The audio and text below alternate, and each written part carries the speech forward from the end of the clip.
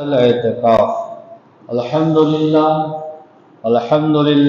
رب العالمین والصلاة والسلام علی سید الانبیاء والمرسلین اما بعد فاعوذ باللہ من الشیطان الرجیم بسم اللہ الرحمن الرحیم۔ حضرت عمر بن جموح رضی اللہ تعالی عنہ پاؤں سے لنگڑے تھے۔ ان کے 4 بیٹے تھے جو اکثر حضور صلی اللہ علیہ وسلم کی خدمت میں بھی حاضر ہوتے اور لڑائیوں میں بھی شرکت کرتے تھے۔ غزوہ احد میں حضرت عمر بن جموح رضی اللہ تعالی عنہ کو بھی شوق پیدا ہوا کہ میں بھی چلوں۔ لوگوں نے کہا کہ تم معذور ہو، لنگڑے پن کی وجہ سے چلنا بھی دشوار ہے۔ انہوں نے فرمایا کیسی بری بات ہے کہ میرے بیٹے تو جنت میں جائیں اور میں رہ جاؤں۔ بیوی نے بھی ابھارنے کے لیے تانا کے طور پر کہا کہ میں تجھ کو دیکھ رہی ہوں کہ وہ لڑائی سے بھاگ کر آئے ہیں۔ حضرت عمر بن جموح رضی اللہ عنہ نے یہ سن کر ہتھیار لیے اور قبلہ کی طرف منہ کر کے دعا کی، اللہم لا تردنی الی اہلی، اے اللہ مجھے اپنے اہل کی طرف نہ لوٹائیو۔ اس کے بعد حضور صلی اللہ علیہ وسلم کی خدمت میں حاضر ہوئے اور اپنی خواہش اور لوگوں کے منع کرنے کا اظہار کیا اور کہا میں امید کرتا ہوں کہ میں اپنے لنگڑے پیر سے جنت میں چلوں پھروں۔ حضور صلی اللہ علیہ وسلم نے فرمایا کہ تم معذور ہو تو نہ جانے میں کوئی حرج نہیں، تم معذور ہو تو تمہارا نہ جانے میں کوئی حرج نہیں۔ انہوں نے پھر خواہش کی تو آپ نے اجازت دے دی۔ صحابی رسول حضرت ابو طلحہ کہتے ہیں کہ میں نے عمر کو لڑائی میں دیکھا کہ اکڑتے ہوئے جاتے تھے اور کہتے تھے کہ خدا کی قسم میں جنت کا مشتاق ہوں، خدا کی قسم میں جنت کا مشتاق ہوں۔ ان کا ایک بیٹا بھی ان کے پیچھے دوڑا ہوا آ رہا تھا۔ دونوں لڑتے رہے حتیٰ کہ دونوں شہید ہو گئے، دونوں باپ بیٹے شہید ہو گئے۔ ان کی بیوی اپنے خاوند اور اپنے بیٹے کی ناش کو اونٹ پر لاد کر دفن کے لیے مدینہ لانے لگی تو وہ اونٹ بیٹھ گیا۔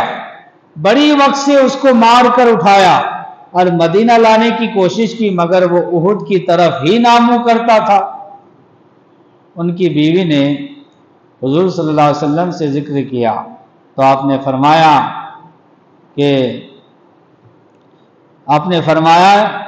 اونٹ کو یہی حکم ہے، مدینہ نہ جانے کی حکم ہے، اونٹ کو یہی حکم ہے۔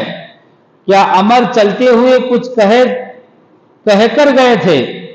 انہوں نے عرض کیا کہ قبلہ کی طرف منہ کر کے یہ دعا کی تھی، اللہم لا تردنی الی اہلی، یعنی اے اللہ مجھے اپنے گھر والوں کی طرف واپس نہ کر، یہ دعا کی تھی انہوں نے۔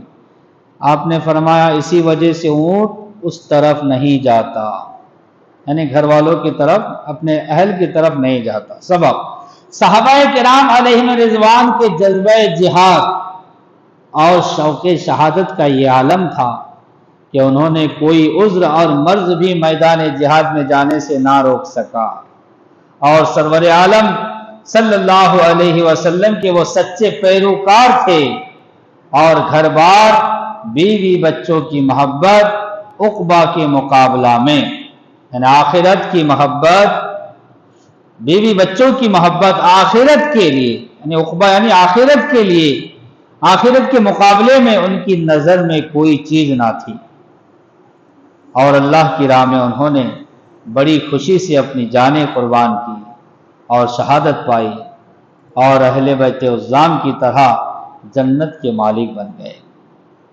حضرت وہب بن قابوس رضی اللہ تعالیٰ عنہ مدینہ منورہ کے قریب کسی گاؤں میں رہتے تھے اور بکریاں چرایا کرتے تھے۔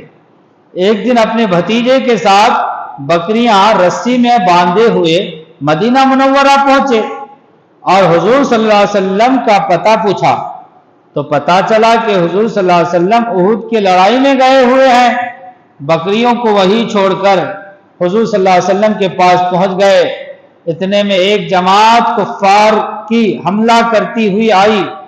حضور صلی اللہ علیہ وسلم نے فرمایا جوان کو منتشر کر دیں، جو ان کو منتشر کر دے، یعنی وہ جو کفار آ رہے ہیں لڑنے کے لیے، جو ان کو بھگا دیں وہ جنت میں میرا ساتھی ہے۔ حضور نے فرمایا جو ان کو منتشر کر دے یعنی کفار کو، جنت میں وہ میرا ساتھی ہے۔ حضرت وہب بن قابوس نے یہ اعلان سن کر زور سے تلوار چلانا شروع کی اور سب کو ہٹا دیا۔ دوسری مرتبہ پھر وہی صورت پیش آئی اور حضور صلی اللہ علیہ وسلم نے پھر وہی ارشاد فرمایا اور وہب بن قابوس نے پھر انہیں ہٹا دیا۔